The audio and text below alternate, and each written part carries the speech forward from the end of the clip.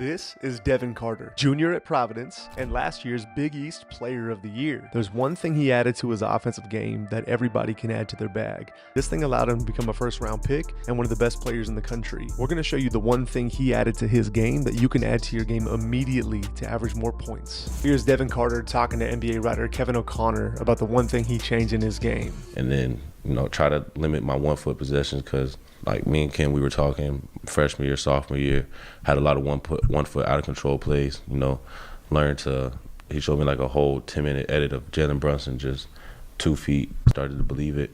And then we started to work on it. And then next thing you know, I'm finishing off 2 feet with one of the best paint shooting percentages for a guard in the country. Devin not only started averaging way more points, but something else happened where he became unbelievably efficient. Not only was Devin efficient, he became the most efficient finishing guard in the country. You did become one of the best at-rim finishers in college basketball, without a doubt. Yeah. Not even close. Yeah. Here are the 3 things that going off 2 feet did for Devin Carter's game that took him from an average college finisher to the most efficient college finisher in the country. First, Devin became way more efficient at finishing over size.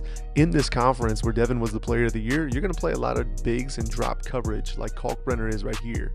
And so these bigs and drop are waiting to affect shots at the rim. Devin was the most efficient finisher at the rim because he continuously got to this finish right here.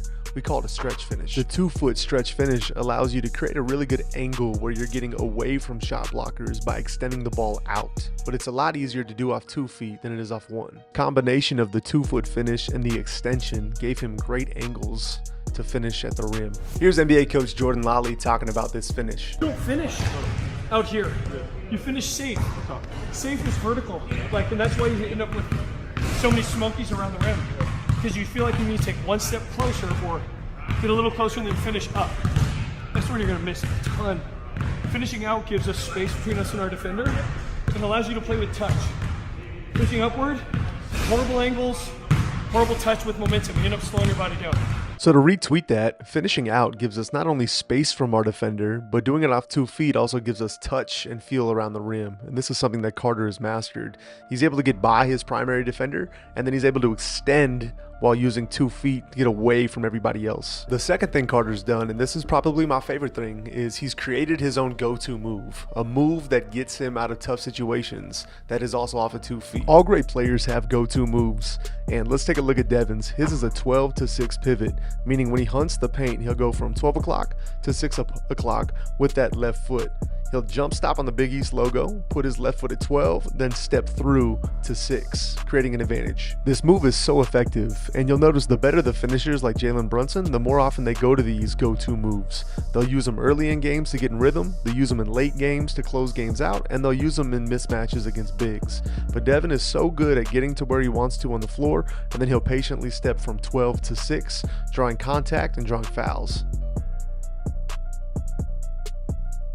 The third benefit is playing off 2 feet allows Devin to be more patient. Final college season, Devin shot an astounding 62.3% at the rim because he became more patient with the basketball.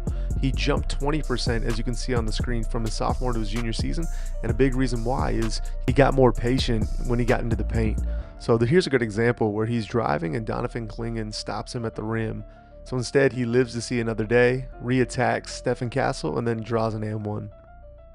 All the best guards in modern NBA are really good at decelerating and playing slower when they want to. You watch Luka, Shea, Anthony Edwards. The moment they feel they have an advantage, they decelerate and they make the defender guard a little bit longer. Or another benefit is if the defense stops you on your initial drive by being more patient and getting into a guard post-up, now you can recreate another advantage for yourself. What we like to teach at our PGC courses is this: the game slows down when you slow down. And just by slowing down ever so slightly, you can throw off the timing of your defender, you can create a little bit more advantages, and you're not going to be rushed to make decisions. Again, the game slows down when you slow down.